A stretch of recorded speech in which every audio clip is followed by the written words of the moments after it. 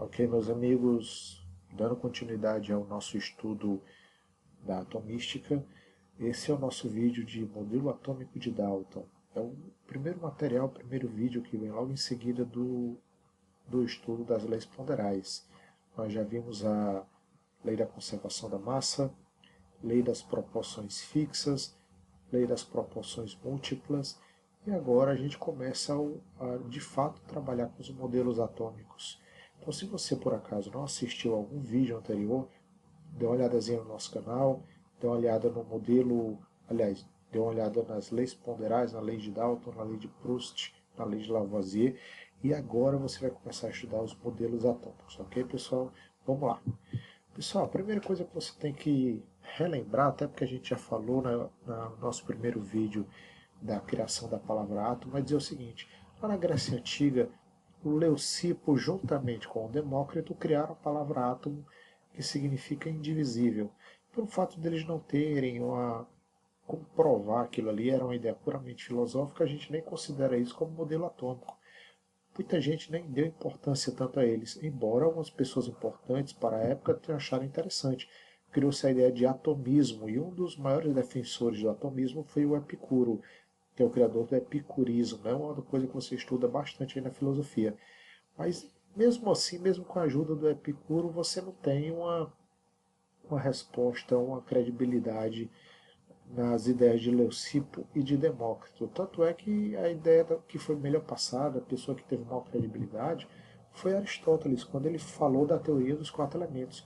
Porque ele dizia que tudo no universo era interação direta entre os elementos e a natureza. Então as pessoas prestaram mais atenção, acharam a coisa mais prática, mais fácil de entender. E a Grécia Antiga passou essa informação que ficou meio que, entre aspas, adormecida durante um bom tempo. Passou a Idade Média, lá no finalzinho da Idade Média veio um períodozinho chamado de Renascimento, onde procurou-se resgatar toda aquela cultura, toda aquela valorização do ser humano que foi estudada na Grécia. Então vários trabalhos foram feitos durante o período do Renascimento. Essa ideia de perfeição, essa ideia de beleza da forma e das medidas foi de novo valorizada. Então, isso foi refletido em várias áreas do conhecimento. Você tem na escultura, você tem na parte da arquitetura, você tem também na parte da engenharia mecânica, na pintura. Então você tem exemplos durante o Renascimento de revalorização do ser humano em detrimento do que aconteceu na Idade Média. Então nessa revalorização do ser humano durante o Renascimento, você tem reproduções, você tem releituras de obras de arte que remetiam à história clássica, principalmente de Grécia e Roma, e isso valorizou alguns ramos do conhecimento, além da pintura da arte, isso valorizou também a engenharia, valorizou a ciência. Então isso gerou novas perspectivas até de se mostrar o conhecimento humano e como o homem ia expressar a relação dele com a natureza e com as formas. Então isso foi muito bom para a física. Galileu, por exemplo, com a sua teoria de que a Terra era o centro do universo, já recebeu toda essa influência também. Você tem Leonardo da Vinci, que não só pintava, não só desenhava, ele também trabalhava na área da engenharia mecânica. Muitos equipamentos foram feitos por ele. Por exemplo, você tem o primeiro paraquedas, o primeiro tanque de batalha. Você tem Newton com a teoria da mecânica clássica, né, as leis de Newton. Tudo isso já é aquele resultado da influência que o Renascimento provocou. E essa influência chegou até a Idade Moderna e chegou no Robert Boyle, que trabalhava também com estudo de gases, trabalhava com aquelas constantes físicas também de pressão, temperatura, volume, e também chegou no Dalton. O Dalton foi o cara que trabalhou muito forte no que diz respeito à experimentação. Nessa experimentação dele, ele conseguiu provar algumas das suas teorias através de uma balança e através de tubos fechados com gases e vapores. Por exemplo, o modelo atômico de Dalton foi uma consequência dessa relação experimental dele. Ele foi chamado bola de bilhar porque ele imaginava que o átomo ele era esférico, indestrutível, aparentemente indestrutível, como aparentava ser uma bola de bilhar.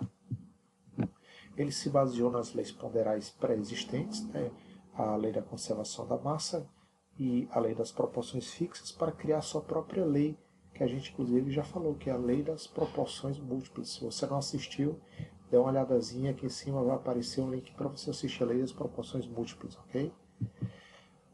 Foi o primeiro modelo com base experimental, isso é importantíssimo. Ele publicou o seu trabalho, ele escreveu um livro, claro que já tiveram outras edições bem mais modernas, mas olha que a época, ó, meus amigos, ó, 1808, a família real estava vindo para o Brasil. O Brasil ainda era colônia e na Inglaterra já se trabalhava com átomo. Entenda a diferença de tecnologia de uma região, de uma nação, de um país para o outro. E olha aqui, ó, primeiro modelo com base experimental. Importantíssimo você lembrar disso. Por isso que é chamado modelo atômico mesmo. Porque ele fez o que era possível dentro da tecnologia da época para provar. Aqui você tem uma representação do livro de Dalton. Note que ele tinha anotações, tinha fórmulas, tinha controles. Ele fazia toda a parte experimental da importância e veracidade do seu trabalho. E foi um modelo que durou mais, ele durou quase 100 anos. Esse modelo caiu quando houve a descoberta do elétron. Na época o Dalton não tinha uma condição até de tecnologia de predizer, de prever a existência de cargas elétricas no átomo. Então ele criou postulados. Postulado é uma frase que não necessariamente precisa ser provada. Postulado é uma frase que você tem como verdadeira. Então, por exemplo, olha que ele provou. O átomo, segundo Dalton, era esférico, maciço, ou seja, não era oco, homogêneo, ou seja, todo igual, e sem cargas elétricas. Não tinha diferença de um lado para o outro do átomo. Ele era indivisível e indestrutível. Só essas duas informações aqui para você já dá a entender que parecia mesmo uma bola de bilhar dentro da visão dele. Átomos não poderiam ser criados, a natureza não criava novos átomos, ela só transportava átomos de um lado para o outro, rearrumava, rearranjava átomos de forma diferente. Átomos de um mesmo elemento químico são iguais em tamanho e massa. Então ele não tinha diferenciação de um átomo de oxigênio para outro átomo de oxigênio. Ele não conhecia os isótopos. Eles não tinham ideia do que hoje a gente conhece, por exemplo, com a radioatividade. Cada substância é constituída por um único tipo de átomo. Ou seja, o que quer dizer que cada substância é um tipo de átomo? Quer dizer que ele não conseguia entender que existiam tipos de oxigênio, tipos de hidrogênio diferentes. Como já falei, não sabia nem a existência dos prótons, nem número de massa, ele não sabia. Reações químicas eram rearranjos entre esferas, ou seja, reorganizações de átomos. E substâncias simples, isso aqui é o mais interessante, são formadas por átomos simples, substâncias compostas por átomos compostos. O que quer dizer isso? Ele não conseguiu determinar na época a fórmula correta em relação massa-massa da molécula de água. Ele achava que o hidrogênio H2, a molécula de H2, era somente um átomo grande de hidrogênio. Ele achava que tudo era átomo individual. E o oxigênio ele achava que era um átomo grande de oxigênio. Ele não sabia que era o O2.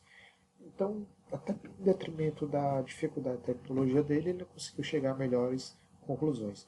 Isso aqui foi revolucionário para a época, vou deixar bem claro isso para você, tá? Foi muito inteligente da parte dele. Isso aqui caiu quando? Quando é que foi substituído isso? Quando se descobriu a existência do elétron. Ok? Quando se descobriu a divisibilidade da matéria. Mas isso aí é assunto para a nossa próxima aula.